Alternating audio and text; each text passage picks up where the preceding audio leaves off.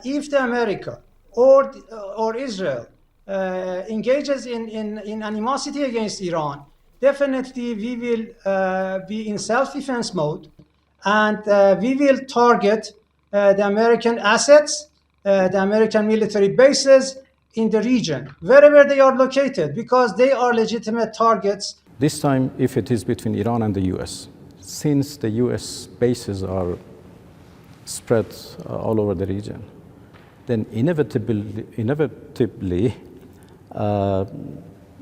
many parts of the region would be involved, engaged, and that could be very dangerous. So I don't even want to think about that. With us now is the Deputy Foreign Minister of Iran, Majid Takhravanchi. Deputy Minister, thank you for being with us. President Trump has suggested that he is open to negotiations with Iran at this point. What room for negotiations do you see? Good morning, John. As you are aware, we have been under the United States and Israeli aggression for the last couple of days, and they have committed a big crime in the midst of negotiations while we were in Geneva just 2 days before the attack against Iran. We were having serious negotiations with our counterparts through the mediation of Omani foreign minister. And then everybody was satisfied at the end of the meeting. And in fact, we were supposed to send our technical teams to Vienna today. And then at the end of this week, we agreed to meet again. So all of a sudden, after the end of the meeting, just on Saturday, we faced a naked aggression being committed by the United States and Israel. How can they justify this while their delegates were satisfied with the negotiations, and 2 days after they committed a big crime? How can one talk about diplomacy while they betrayed the diplomacy, while they betrayed the trust needed for a diplomacy? Who is in charge in Iran this morning? The Constitution speaks for itself. We have a president, we have head of judiciary, we have the head of parliament. The supreme leader was assassinated, was martyred by Israeli and American aggression, and now a council is in charge, comprised of 3 people, who is doing his job until the new leader is going to be elected. So everything is in order. As you mentioned, the strikes against Iran are being carried out by Israel and the United States. Why then is Iran striking back against the United Arab Emirates, against Bahrain, against Qatar, against Kuwait, against Jordan? Why stage these attacks? First of all, we have good relations with our neighbors. Our policy towards our neighbors is quite clear. We want best of relations with our neighbors. At the same time, before the aggression, we informed our neighbors that if the America or Israel engages in animosity against Iran, definitely we will be in self-defense mode, and we will target the American assets, the American military bases in the region, wherever they are located, because they are legitimate targets in accordance with Article 51 of the UN Charter.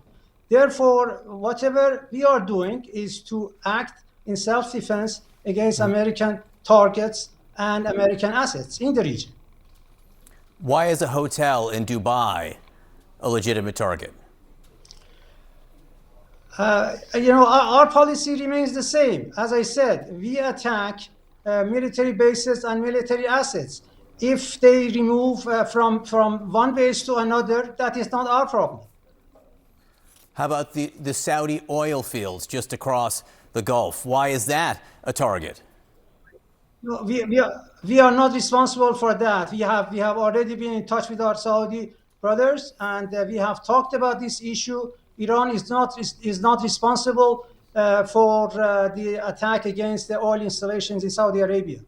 We have made it clear. We have officially announced today that was not one of the targets of the Iranian armed forces.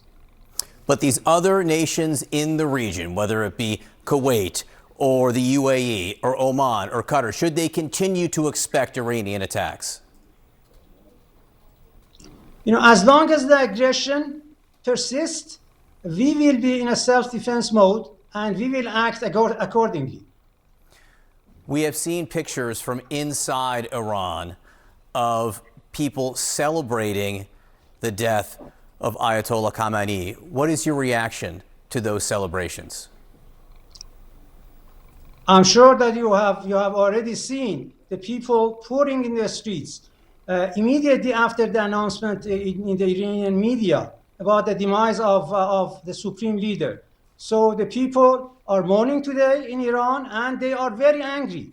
The atmosphere is very angry today in Iran about the naked aggression against a leader of the Islamic Revolution who has many followers, not only in Iran but also in other Islamic countries. He was the leader of a religious leader of millions of Shiites.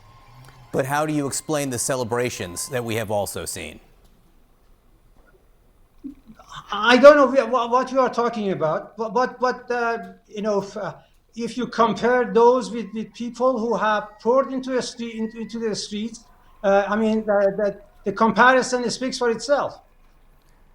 How long can Iran hold out against the U.S. and Israeli attacks, which President Trump now says could last 4 or 5 weeks? No, we will defend ourselves to the best of our ability, and time is not of the essence. We will do whatever necessary to protect our sovereignty and our people, no matter what. Deputy Foreign Minister Majid Takht Ravanchi, we appreciate your time this morning. Thank you very much. Dr. Arghchi, thank you very much for the opportunity for this interview. We're obviously in very delicate times right now between the United States and Iran. As we sit here, how big is the threat of a war between the two countries? And I think war is not inevitable, and it can be avoided, first. Second, I'm not concerned about war. I'm concerned about why, because we are fully prepared for that. We are prepared even more than before the 12-day war. And I believe that the best way to prevent a war is to be prepared for that. So when I say that we are prepared for the war, it doesn't mean that we want war, but we want to prevent the war. So I'm not concerned about war. What I'm concerned of is miscalculations and military operation based on misinformation and disinformation campaigns. It is obvious to us that there are certain elements, certain parties who want to drag President Trump into this war for their own benefits. I think President Trump is wise enough to make a correct decision. One of the ways to prevent miscalculations is for direct talks. The United States has said that it wants direct talks with Iran. How can a meaningful negotiations process be jump-started right now? A meaningful negotiation should be based on trust. And unfortunately, we have lost our trust to the United States as a negotiating partner. And the reason is obvious. We negotiated in 2015. Everybody celebrated that when we concluded the deal, JCPOA, and the US withdrew with no justification. That belongs to 10 years ago. Let's talk about last year, only 10 months ago, when in June we decided to negotiate with the United States. And we were negotiating when they had decided to attack us. First is Israel, and then the US joined. So we don't have any good experience, any positive experience of talking with Americans. And in order to have a meaningful negotiation, we need to overcome this mistrust. There are now some intermediators, some friendly countries in the region who are trying to build this confidence. It is difficult, but they are trying. So I see the possibility of another talk if the US negotiation team follows what President Trump said, to come to a fair and equitable deal to ensure that there is no nuclear weapons. This is what he said in one of his latest posts. So if that is the case, I'm confident that we can achieve a deal. So if this confidence is built, if you get to that stage, you are ready and willing to sit down directly with the American side, with someone like Witkoff, and talk? No, the question of directly and indirectly is something else. That is the form of negotiation, and we have to. But that's what they say they want. That. Yes, but we have to take care of the substance of negotiation, and that is more important. We need to have confidence, and I don't think we can come to a point that the full confidence is restored, but at least some sort of confidence.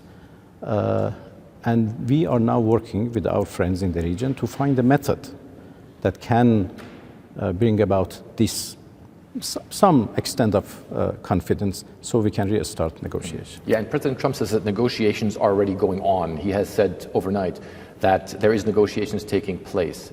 How does that work right now with this confidence building, with countries in the region also helping? That is through intermediators. As I said, there are some countries who convey messages and who are trying to build confidence and to prepare the ground for a meaningful negotiation. And we are working with them, and we are exchanging messages. Would you say that these talks that are going on right now are fruitful and can lead to a de-escalation of the situation to a point where real talks can take place? I think so far, yes, fruitful.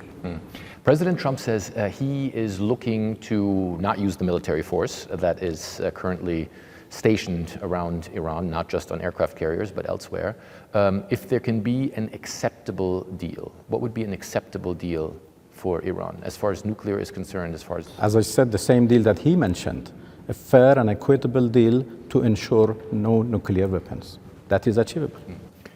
Things like enrichment, things like ballistic missiles, things like proxy forces in the region. I know that the United States has talked about wanting to negotiate about that as well. Is that completely out of the question for you, or is that something you could at least talk about? As I said, President Trump said no nuclear weapons, and we fully agree with that. And we can negotiate on our nuclear program to ensure that there is no nuclear weapons, to ensure that it is peaceful and would remain peaceful forever. That could be a very good deal. Of course, in return, we expect sanction lifting. So that deal is possible. Let's do not talk about impossible things. Let's focus on something which is possible and do not lose the opportunity to achieve a fair and equitable deal to ensure no nuclear weapons. That, as I said, and I repeat, that is achievable, even in a short period of time. So you think there could be, in a short period of time, negotiations could start, a venue could be designated, you could sit down directly or indirectly with them and come to an agreement fairly quickly that would give you, presumably you would want sanctions relief in return for all of this. Of course, that is the purpose. What's Iran looking to get out of it otherwise? That is the purpose of negotiation for us. First, of course, we want our right to be, respected. And secondly, sanctions be lifted. Sanctions are imposed because there are concerns that our program may go for weapons. As far as we are concerned, this is not the case. But we are ready to build confidence on our nuclear program. And of course, in return, we expect sanction lifting. And as I said, if enrichment, our right for enrichment is respected and recognized, and we can continue our enrichment for peaceful purposes, then every details of that is negotiable.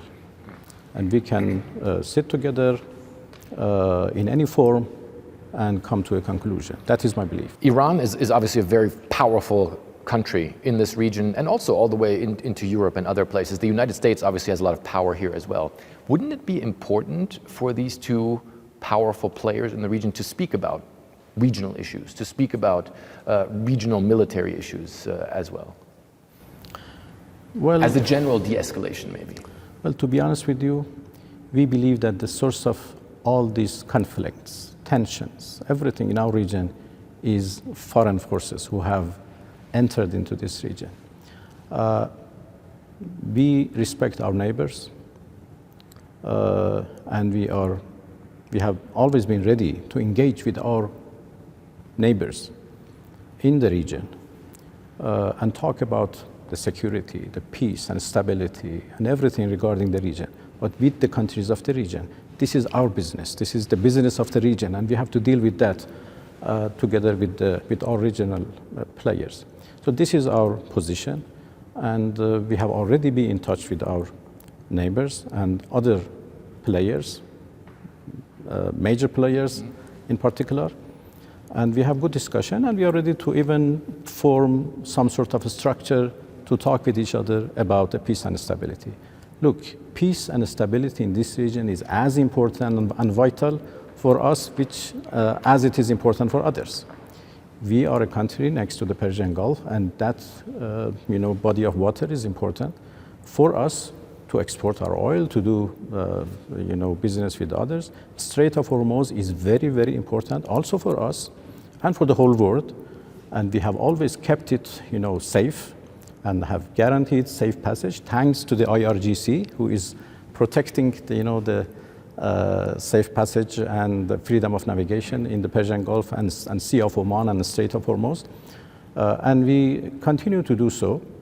And I hope that nothing would happen which interrupt that. What do you think the consequences would be if there was a full-on military confrontation between Iran and the United States? Because I know your military has changed its doctrine, that if there is a major attack, it would be considered existential for the Islamic Republic. What would that mean for the region here, which is prosperous, but at the same time volatile? Well, I don't believe that would be an existential threat, but it would be a big threat for everybody. If war starts, that would be a disaster for everybody. In the previous war, we tried hard to limit the scope of war between Iran and Israel. This time, if it is between Iran and the US, since the US bases are spread all over the region, then inevitably many parts of the region would be involved, engaged, and that could be very dangerous. So I don't even want to think about that. Let's hope that wisdom would prevail. We are prepared for any eventuality, and I am telling that with 100% confidence. Our armed forces are ready and prepared, even more than the previous war. Our missiles were tested in a real war last time, and we were able to, understand their problems, their weak points, and their strengths. So we learned many lessons from those 12 days of war, and I think we are now very well prepared. But again, being prepared doesn't mean that we want war. We want to prevent a war. President Trump set all of this in motion after the demonstrations that happened here in the early part of January. We've been around. We went, for instance, to the cemetery, the Tehran cemetery, and there were people there who were grieving and who said that their loved ones had been killed by security forces. How are you going to mitigate this situation?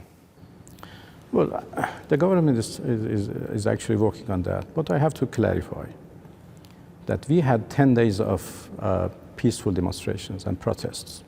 Sometimes even went violent, which was tolerable.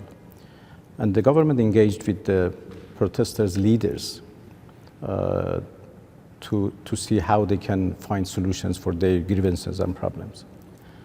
But since 8th of January to 10, these 3 days was completely different. We faced with a completely different story. There were, terrorist elements, militias who entered to these demonstrations with guns, and they started to shoot at our police forces and security forces. And we had no way but to confront them. because they were equipped with different kind of weapons. They received instructions from outside. As I said in my previous interviews, we consider these 3 days as the continuation of those 12 days of war. That was an operation led by Mossad from outside, and of course we crashed that operation, that Mossad operation. Unfortunately, a number of people were killed. Many of them was even killed by those elements who had the instruction to increase the number of deaths. Why? Because President Trump had said that if there is killing, he would come to rescue. And because of that, they started to increase the number of deaths, to tell him that, look, there are killings, come on, drag him into this war. And that was an Israeli plot. Those who have been killed is very unfortunate.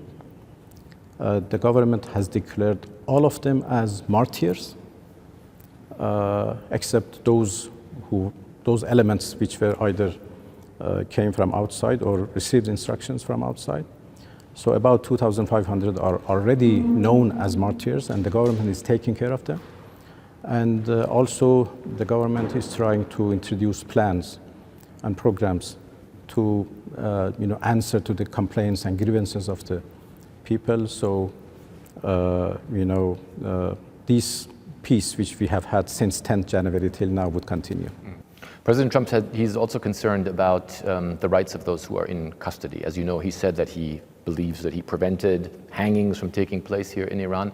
Can you guarantee the rights of those who have been detained and whose cases are being looked into right now? Of course. First of all, there was no plan for executions or hangings. This is what I said in my interview with Fox News. So there were no plan as such. And right now, I can, affirm that the right of each and every person who is arrested and detained would be observed and guaranteed. The final question is, we've been talking so much about possible war, about confrontation. If you come to a solution with the Trump administration, what do you think it would mean for this region, for its stability, for the benefits of all people of the region? Of course, I do believe. I do believe that if we come to some sort of understanding and remove these misunderstandings, these miscalculations, these unnecessary concerns, then there is huge possibilities for economic cooperation between Iran and the United States, between Iran and its partners in the region. As a matter of principle, we have no problem to do business with American enterprises. You perhaps remember that after the JCPOA, we immediately signed a contract with Boeing to buy, I think, something more than 80 aircrafts. And the deal was signed, the contract was signed. So in principle, we have no problem for American enterprises to enter into our energy sector, to our transportation sector, or whatever. The United States has problem because of their, primary sanctions against Iran. They don't let American companies to work with Iran unless they receive a special license or whatever. So if we can come to a deal and sanctions are lifted, I see huge opportunity for everybody to do business with Iran. We have a very, interesting energy industry, full of opportunities, and I see that for the benefit of the whole region. Thank you very much, sir. My pleasure. Thank you. Thank you.